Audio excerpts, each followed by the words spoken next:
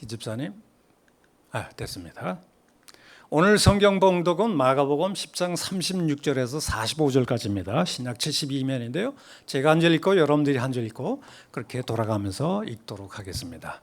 세베대 아들 야고보와 요한이 주께 나와 여쭤오되 선생님이여 무엇이든지 우리가 구하는 바를 우리에게 하여 주시기를 원하옵나이다. 여짜오되 주의 영광 중에서 우리를 하나는 주의 우편에 하나는 좌편에 앉게 하여 주옵소서. 예수께서 이르시되 너희는 너희가 구하는 것을 알지 못하는도다. 내가 마시는 잔을 너희가 마실 수 있으며 내가 받는 세례를 너희가 받을 수 있느니라. 그들이 말하되 할 수 있나이다. 예수께서 이르시되 너희는 내가 마시는 잔을 마시며 내가 받는 세례를 받으려니와 내 좌우편에 앉는 것은 내가 줄 것이 아니다.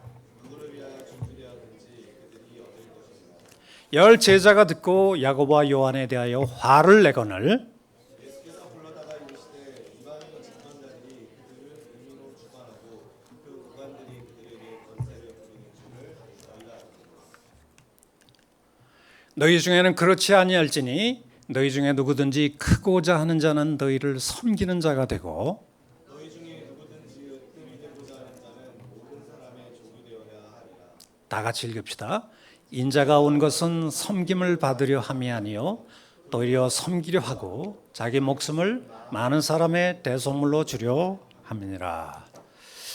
여러분들 정말 이 무더운 날씨에 우리 교회에 찾아와 나오셔서 감사합니다. 오늘 여러분들과 함께 생각하고자 하는 설교 제목은 공동체 생활의 원리, 섬김과 겸손이라는 말씀을 가지고 저희들이 생각하고자 합니다. 이 교회 공동체도 우리 성도들, 거룩한 구원받은 성도들이 모여 있지만 아직도 우리가 죄성을 가진 존재들이다 보니까 사실 섬김의, 사랑의, 희생의 공동체가 되지 않고 이게 자칫 잘못하면 파워 게임의 장소가 되고 전부 다 자기 깃발을 꼽는다든가 뭐 이런 문제가 생길 수 있기 때문에 이 공동체의 근본 원리가 왜 섬김의 정신이어야 하는지 오늘 이 시간 그것을 생각하고자 합니다. 우리 지난주에는 이 공동체에도 서로 믿음의 색깔이 다르고 자라나온 배경이 틀리고 또 다 가치관이 틀리다 보니까 사실 믿음이 연약한 자, 믿음이 강한 자 사이에 서로 비판하고 정죄하고 뭐 그런 일들이 생길 수 있다. 그래서 결국 우리가 어떻게 살아야 되겠느냐? 결국은 사랑의 배려의 원칙이 믿음의 자유의 원칙보다 우선한다. 그런 얘기를 제가 지난번에 말씀을 드렸는데요. 오늘은 공동체 생활의 두 번째 원리, 섬김과 겸손의 정신이라는 것으로 한번 생각을 해보고자 합니다.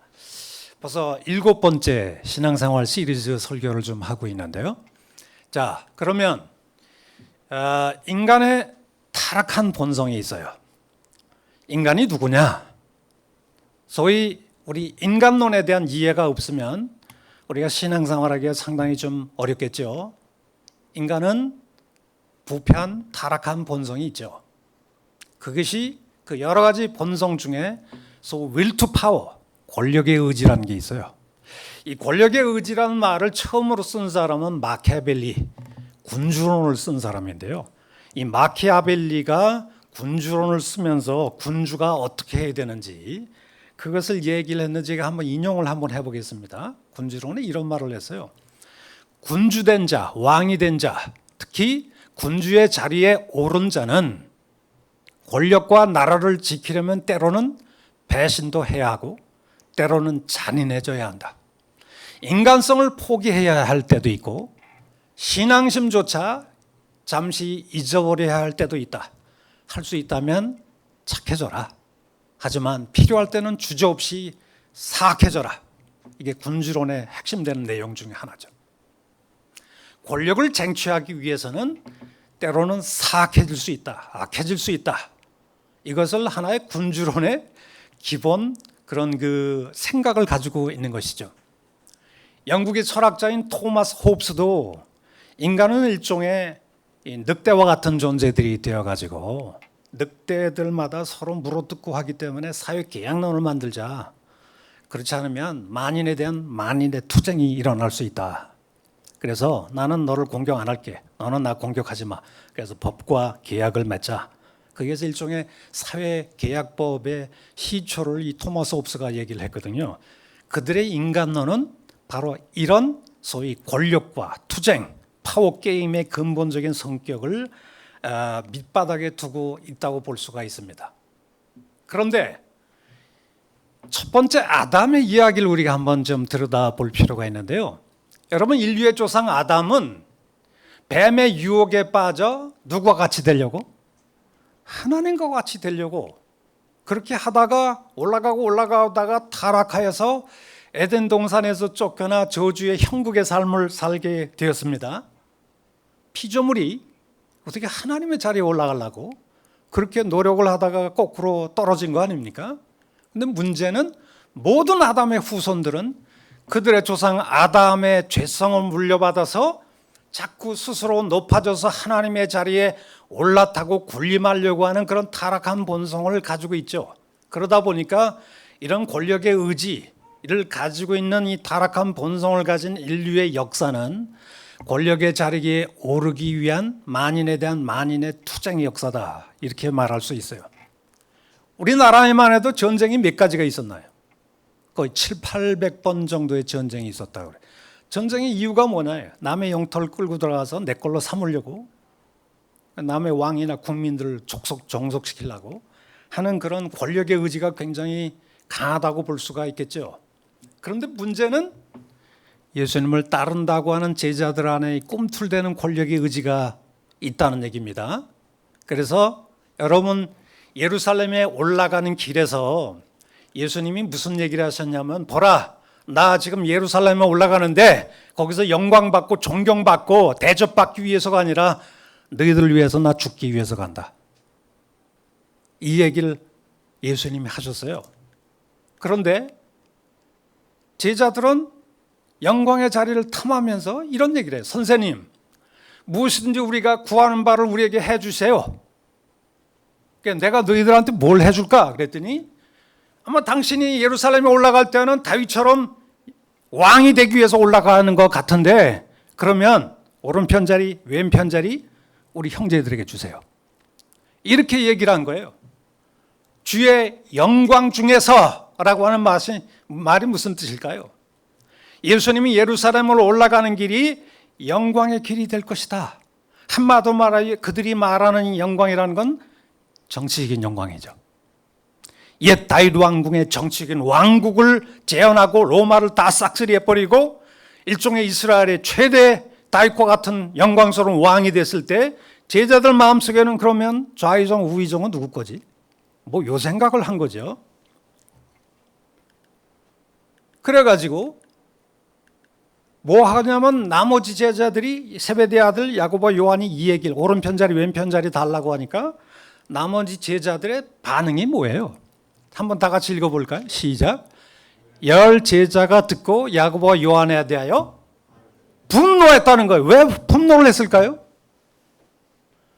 나 베드로도 형님이 서열상 내가 1번인데 어디 감히 뭐 그런 생각이 좀 있었겠죠.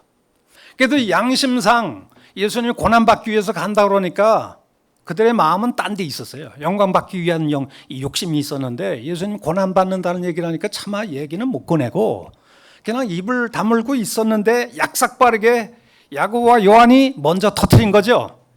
여러분, 야고보와 요한의 별명이 뭐예요? 예수님이 붙여준 별명이 있어요.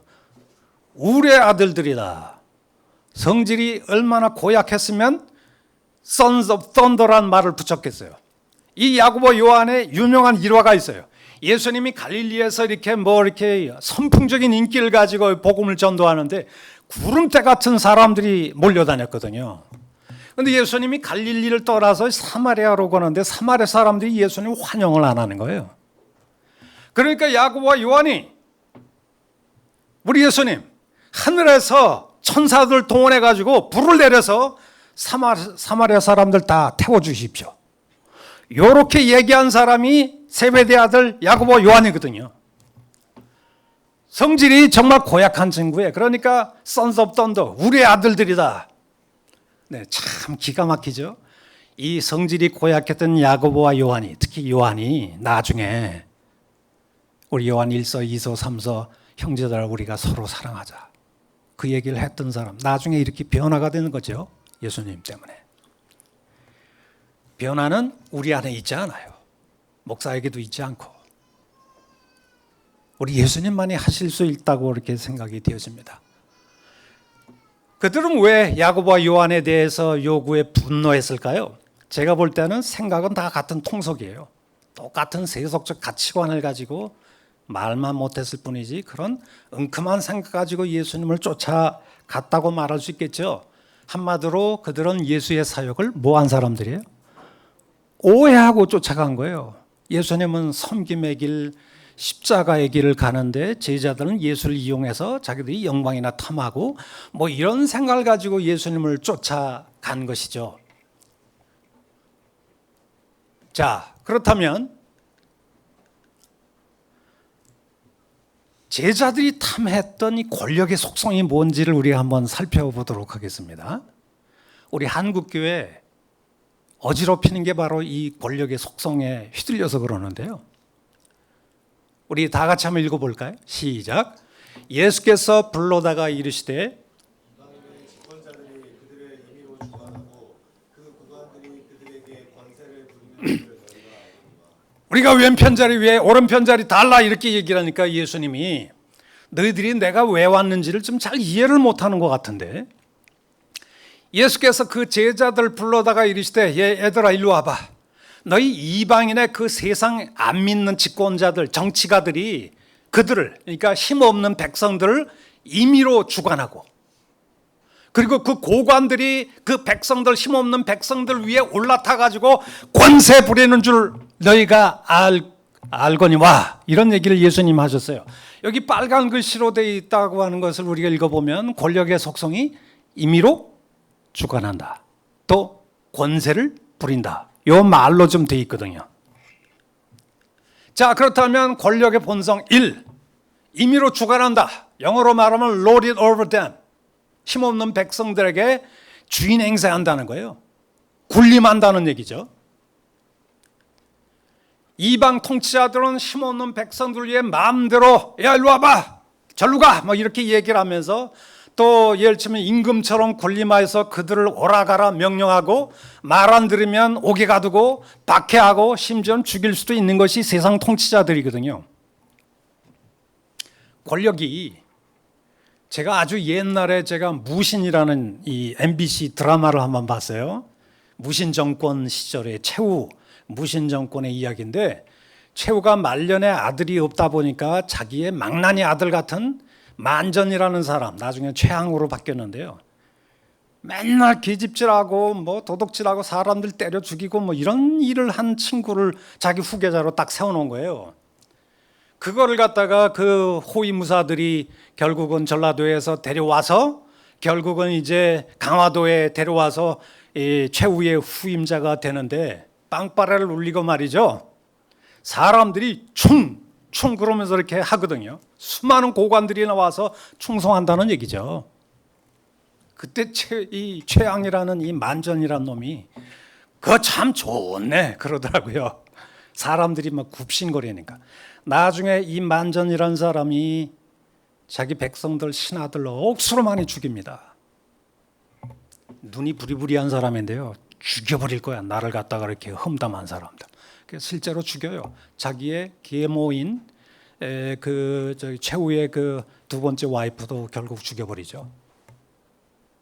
참 잔인한 사람이죠. 자, 그런 모습을 통해서 세상 통치자들이 한번 권력을 갖기까지 만전에도 권력을 갖기까지는 막 굽신거리고 형님 하는데 결국은 권력을 딱 잡은 다음서부터는 엄청나게 군림하고 폭군적인 그런 자세를 보이고 있어요. 세상의 권력의 본성이 딱 이런 거예요. 우리 국회의원들도 자기가 국회의원 되기까지 굽신거리죠. 그들이 무슨 국민을 안중에 있을까요? 자, 두 번째 권력의 본성이 뭘까요? 권세를 부린다. Exercise authority over them. 그 힘없는 백성들에게 권세를 발휘한다 이런 얘기인데요. 이방 통치자들은 힘없는 백성들에게 막강한 권세와 영향력을 휘두르는 자들이죠. 사실 주인 행세를 한다는 것은 그들에게 마음대로 권력을 행사한다는 것과 권력을 휘두른다는 것이 서로 연결되어 있어요. 권력은 참 짭짤한 거죠. 부모 자식도 없어요. 권력을 얻기 위해서는 자식이 부모를 죽이기도 하고 부모가 자식을 죽이더라고요. 최후도 자기 딸이고 사위고 다 죽여버리는 그것을 보면서 결국 참 비정한 게 권력이다 그런 생각을 갖게 됩니다. 이렇게 세상의 권력의 본성은 힘없는 자들을 짓누르고 그들 위해 주인 행세를 하면서 막강한 권세를 휘두르는 것이기에 권력의 의지를 가진 타락한 인생들은 불가피하게 높은 자리, 권력의 자리에 서로 올라가려고 하고 서로 올라가려다 보니까 거기에는 끝없는 권력 투쟁이 생길 수밖에 없는 것이죠. 제자들 속에 이런 모습이 들어오기 시작하는 것이죠. 교회도 이 권력 투쟁이 일어나면 엄청나게 잔인해질 수 있어요.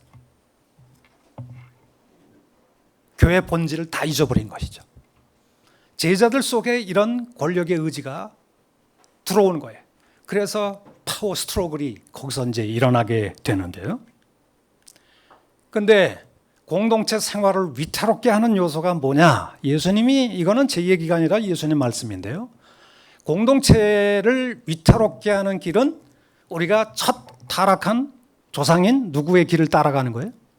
아담의 길을 따라가는데요. 아담이 뭐 하는 사람이에요? 지는 쥐뿔도 아닌데 누구처럼 되려고? 하나님처럼 되려고 올라가다가 떨어진 사람 아니에요. 이런 본성이 모두에게 있다는 거죠. 모든 아담의 후손들이 스스로 높아지기 위해 끝없는 권력 투쟁의 길을 걸어왔습니다. 제자들이 타락한 아담의 길을 쫓으려는 것이 공동체 생활을 얼마나 위태롭게 하느냐 하는 것을 여기서 볼 수가 있어요. 두 번째, 아담의 길이 또 무슨 길일까요? 한번 따라서 합시다. 허영과 투기와 다툼이다. 이게 아담이 걸어가는 길이에요. 우리 사도 바울이 갈라디아서 5장 26절에 우리 다 같이 한번 읽어볼까요? 시작. 헛된 영광을 구하여 서로 노엽게 하거나 서로 투기하지 말지니라. 갈라디아서에 있는 말씀이고요. 두 번째, 아무 일에든지 다툼이나 허영으로 하지 말라는 것이죠. 이 허영이라는 것은 vain glory라고 하는데 vain glory, 헛된 영광을 구해서 자꾸 다툼과 시기를 일으키는 건데요. 이런 거 하지 말라라고 하는 것이 이것이 공동체를 무너뜨리는 굉장히 중요한 위험 요소다라고 하는 것인데요. 자, 공동체 생활의 표준이 그럼 뭘까요? 자, 공동체 생활의 표준이 뭐냐? 이 얘기를 예수님이 하시면서 오른편 자리 왼편 자리 막 달라고 그러면서 막 그런 얘기를 하면서 예수님이 뭐라는 얘기를 했어요? 자, 세상 사람들은 그렇지만 따라서 합시다. 너희 중에는 그렇지 아니하니, 너희 중에는 그렇지 않다라고 하면서 나는 세상에 섬김을 받으러 온 것이 아니라 오히려 섬기는 종으로 왔다. 그 섬김의 최대 표현이 뭐냐? 나의 십자가 죽음이다. 너희들을 섬기기 위해서 난 목숨 버리기 왔거든. 누구든지 으뜸이 되고자 하는 자마다 꼴찌가 되라. 천국은 꼴찌들이 들어가는 나라야. 섬기는 자가 들어가는 나라가 천국이야. 천국의 질서는 뭐냐? 섬기는 종의 질서지 파워게임의 질서가 아니라는 것이죠. 그러면 공동체 생활의 표준이 뭘까? 첫 번째 표준에 대해서 우리가 생각해야 되는데, 우리 공동체 생활의 표준은 세상의 명예, 권력, 돈 뭐 이런 것들이 아니라 항상 누구를 쫓아가는 거죠? 예수 자신을 쫓아가는 거예요. 예수님이 제자들을 부르시면서 Follow me! 나를 쫓아라 이렇게 얘기했거든요. 근데 문제는 우리는 항상 예수님을 쫓아가야 되는데 이 목사들도 그래요. 목사들도 한참 예수님 쫓아간다고 해놓고는 권력을 쫓아가고 돈과 명예를 쫓아가고 뭐 이런 걸 자꾸 쫓아가요. 좌표가 자꾸 움직여가는 거죠. 저도 이것이 예외가 아니에요. 돈 싫어하는 사람, 권력 싫어하는 사람, 여자 싫어하는 사람이 어디 있어요? 그런데 이런 것들에 뭐 유명한 목사들이 다 걸려 넘어지는 거예요. 걸려 넘어져. 우리의 따름의 표준, 쫓음의 표준이 뭐냐? 세상에 그 어떤 것도 아니고 누구를 쫓아가는 거죠? 예수님 쫓아가는 거예요. 여러분, 우리 교회 생활하는 데 있어서 어떤 사람은 다른 사람을 보고 예수 믿는 사람이 있어요. 목사를 보고 예수 믿는 사람인데 목사도 흠이 많거든요. 저도 흠 많은 사람이에요. 실수도 많고.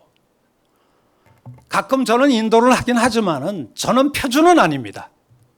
좀 더 말씀을 잘 알기 때문에 이것이 우리의 교회 표준이 돼야 된다라고 가르쳐 줄 뿐이지, 때로 저도 실수하고 생각이 모자랄 때도 있고 막 그럴 때가 있는데, 그런 사람들을 보고 실망을 하고 그러면 절대 안 되죠. 우리는 항상 신앙생활 하는 데 있어서 항상 우리의 표준은 누구여야 된다? 예수님 보고 하나님 보고 믿는 것이지 사람 보고 믿는 건 아니에요. 공동체 생활에 있어서 우리는 절대 사람을 보고서 믿는 것은 아니죠. 예수는 항상 사람들에게 나를 따르라. 하지만 제자들은 예루살렘으로 올라가는 길에 예수는 안 따라가고 세상의 영광을 추구한 거죠. 이게 속물 크리스천이거든요. 좌표 수정이 자꾸 일어나야 된다라고 하는 걸 보여주는 겁니다. 두 번째, 우리의 표준이 뭘까요? 공동체 생활의 표준은 섬기는 자로 세상에 오신 누구를 본받는 거다? 예수를 본받는 거죠. 우리 뉴 제너레이션 교회의 항상 중심에는 예수님을 모델로 삼아서, 예수님은 이런 경우에 어떻게 생각하셨을까? 예수님은 이런 경우에 어떻게 하셨을까? 자기 주장을 했을까? 아니면 남을 배려하면서 섬기는 쪽으로 갔을까? 뭐 이런 걸 생각할 수밖에 없겠죠. 공동체 생활은 예수님을 따라가는데 예수님께서 그런 얘기를 하신 거죠.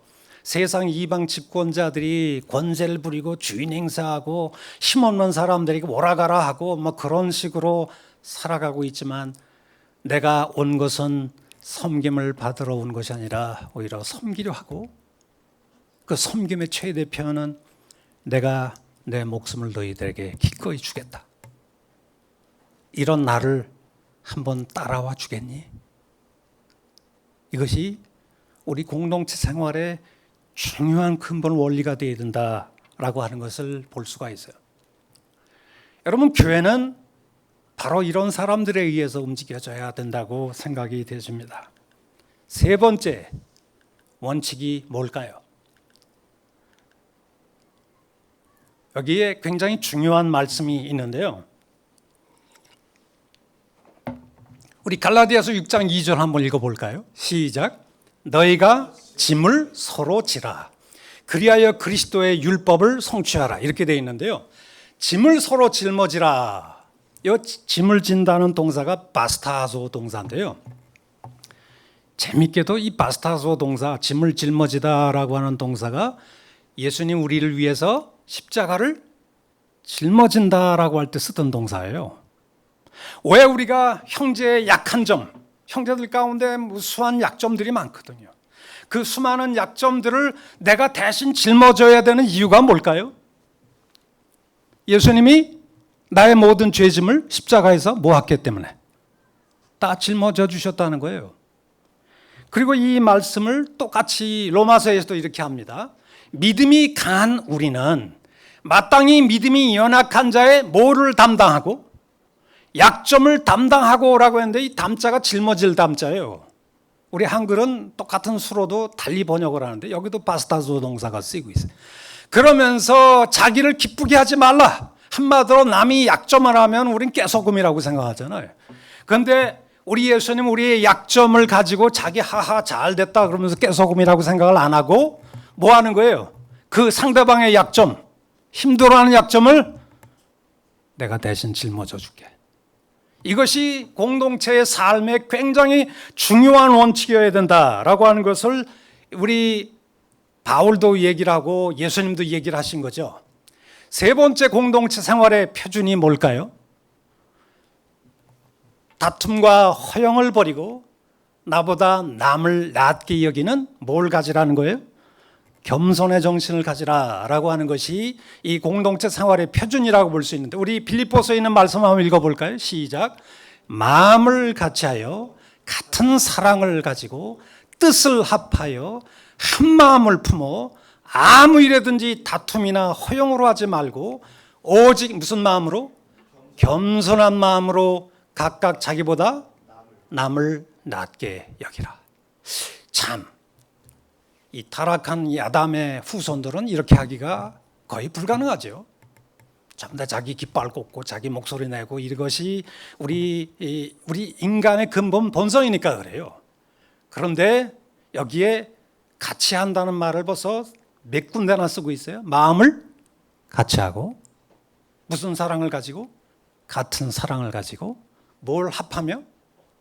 뜻을 합하며, 그리고 한 마음을 품어라. 여기에 같은 용어들을 4번이나 반복하고 있거든요. 우리는 한 마음, 같은 사랑, 같은 뜻을 품기는 매우 어렵습니다. 우리도 부패한 인간이기 때문에 생각이 틀리고 가치관이 틀리고 서로 간의 이익이 틀리기 때문에 서로 갈등할 수밖에 없는데, 그런 그 중요한 순간에도 내가 첫 번째 타락한 아담의 길을 쫓아갈 건가? 두 번째 아담 대신 십자가를 짊어지신 예수님의 길을 갈 건가? 예수님은 이런 상황에서 어떻게 하셨겠지? 이런 거를 우리가 생각할 수밖에 없겠죠. 이게 누군지 아십니까? 한번 알아맞혀 보세요. 왼쪽에 있는 그 나이 드신 분이 누군 것 같아요? 예? 강정구 전사님. 예? 손양원 목사님. 오른쪽에 있는 거는? 예, 오른쪽에 있는 거는 주기철 목사님이에요. 근데 왼쪽에 있는 거는 손양원 목사님이 아니고 조만식 장로님이세요. 조만식. 우리 독립 애국운동 했던 조만식인데요. 우리가 잘 아는 애국지사인 고당 조만식 선생은 참 믿음이 신실한 장로였습니다. 평양의 부잣집 아들로 태어난 조만식은 원래 그리스도인이 아니었다고 하죠. 당시 부잣집 도령들이 그랬듯이 조만식도 늘 술 좋아하고 기생 좋아하고 노름하고 방탕한 생활을 많이 했던 것이고요. 또 장사는 아버지를 도와서 돈도 많이 벌었다고 그래요. 근데 그러던 중에 한 친구가 자기에게 와서 이런 얘기를 하더랍니다. 여보게, 지금 나라 돌아가는 꼴을 보게. 지금 나라가 지금 망할지도 모르는데, 나라가 망해가는데 우리만 돈만 잘 모으고 잘 먹고 잘 살고 놀고 기집질하고 그러면 되겠는가? 친구의 말을 듣고 보니 조만식도 좀 걱정이 됐던 것 같아. 일제시대니까요. 그럼 어떻게 하면 좋지? 이렇게 물어봤답니다. 그때 이 친구가 우리가 이럴 때 올바른 정신을 가지고 나부터 옳게 살면서 우리 젊은 세대인 청년들을 좀 올바로 가르쳐야 되지 않겠는가? 그렇게 하는 길은 하나밖에 없어. 새 사람이 돼. 뉴맨이 돼야 되는데, 새 사람이 되려면 예수를 믿으시오. 이렇게 얘기를 한 거예요. 예수를 믿으면 술 좋아하던 사람 술 끊고, 도박을 하는 사람 도박 끊고, 기생집 들락날락거리는 사람 기생집도 끊고 새 사람이 된다고 하더군. 새 사람 되어 나도 살고 나라도 살리는 운동을 나하고 함께 한번 안 해볼까인가? 이렇게 얘기를 했다고 그래요. 이 말을 들은 청년 조만식은 마음에 깊은 감명을 받게 되고, 자네 말이 맞네. 나부터 생활을 좀 바꿔야겠네. 그러기 위해서는 내가 오늘부터 예수를 믿어야 되겠네. 이렇게 결심을 했다고 그래요. 이렇게 해서 청년 조만식은 예수를 믿고 교회를 다니기 시작했는데, 믿자마자 자기 옛날 술 친구들, 기생집에서 만난 친구들 다 끌어모은 거예요. 모아가지고 평양에서 그냥 잔치를 베풀어 가면서 이렇게 얘기를 했대. 자네들과 이렇게 술 마시고 노는 거는 오늘이 마지막이야. 나는 예수를 믿기로 작정했기 때문에 나는 이전 생활을 오늘로 다 청산한데, 앞으로 나하고 변함없이 친구하고 싶으면 자네들도 지금 예수를 믿게. 이렇게 얘기를 한 사람이 조만식이라고 그래요. 근데 조만식은 예수를 믿고 정말로 새 사람이 되어서 미션 학교인 숭실 중학교를 들어갔어요. 숭실 제가 나왔거든요. 제가 이런 얘기했다고 또 이상하게 생각하지 마십시오. 숭실 중학교, 고등학교가 아주 훌륭한 사람들을 많이 키워냈더라고요. 그리고 나서 일본 메이지 대학에 가서 법학을 공부하고 한국으로 와서 소위 물산 장려 운동, 소위 애국 운동을 하고 있었는데 나중에는 오산학교에 교사로 들어갔다가 나중에 오산학교 교장이 되었다고 합니다. 그런데 이 장로님이 오산학교 교장일 때 주기철 목사님이 오산학교 학생이었어요. 제자였죠. 하나는 교장이고 하나는 학생이었어요. 그런데 이 고당 조만식 장로님의 교회가 여러 사람을 수소문하다가 우리 주기철 목사님을 담임 목사로 모십시다. 그래가지고 조만식 장로님이 주기철 목사님한테 찾아가서 이제 목사로 자기 교회 목사님으로 청빙하러 갔는데 이 조 장로님이 주 목사님 앞에서 무릎을 딱 꿇었다고 그래요. 들어가자마자 주 목사님이 놀라면서 자기 옛날 스승이고 교장 선생님 아니었어요. 장로님 이러지 마세요. 제자 앞에서 편히 앉으세요. 라고 예의를 갖췄는데 조 장로님이 이런 말씀하셨답니다. 목사님 당차는 말씀입니다. 전에는 제가 교장이었고 목사님은 학생이었지만 지금의 목사님은 존귀하신 하나님의 종이고 저는 그 종을 받드는 장로입니다. 편히 앉으라고 하지 마십시오. 이 조만식 장로님의 유명한 일화죠. 그런데 주기철 목사님이 담임 목사로 부임한 그 교회에서 주일날 예배를 드리는데 어느 날 조 장로님이 길거리에서 친구를 만나가지고 주일 예배 시간에 늦고 말았어요. 근데 늦게 들어오는 이 조만식 장로님을 딱 보자마자 이 주기철 목사님, 한국에 아주 내노랄 만한 유명한 목사님 아니에요. 주기철 순교한 목사님인데 조 장로님을 딱 보면서 조 장로님 오늘은 의자에 앉지 마시고 거기서 서서 예배를 드리십시오. 보통 같았으면 이런 얘기하면 안 나오죠. 교회. 이 교회만 교회냐 그러면서 안 나와 버리는데요. 설교가 끝났나요? 조 장로님은 그대로 예배 시간 끝날 때까지 서서 예배를 드리셨다고 합니다. 설교를 마친 주 목사님은 조 장로님에게 기도를 부탁했는데 그 기도 때문에 온 교회가 울음바다가 됐다고 그래요. 하나님 아버지, 이 죄인을 용서해 주옵소서. 하나님을 만나는 예배 시간에 늦었습니다. 또 하나님의 종 목사님의 마음을 아프게 한 죄를 용서해 주소서. 은혜로운 설교를 듣는 다른 성도님들의 시간을 방해했으니 저를 용서해 주옵소서. 그러면서 눈물로 기도를 하자 주기철 목사님도 울고 성도들 다 같이 울었다고 합니다. 조만식 장로님 참 위대한 장로님이시죠. 아유, 그런 그 해먹은 옛날 올드 패션 얘기를 합니까? 이렇게 생각될지 몰라도 이 조만식 장로님은 복음의 정신이 뭔지를 좀 아시는 분 같아요. 우리도 겸손으로 상대방을 나보다 낮게 여기고 존중하고 허영과 다툼으로 하기보다 상대방을 낮게 여기고 존중하면서 서로 섬기는 그런 자세, 이것이 우리 공동체, 오늘은 상당히 좀 무거운 주제인데요. 제가 일부러 하는 건 아닙니다. 시리즈에 의해서 가는데요. 이 말씀이 우리 교회 정신의 코너스톤이 기초석이 되었으면 참 좋겠습니다. 우리 다 같이 한번 기도하십시다.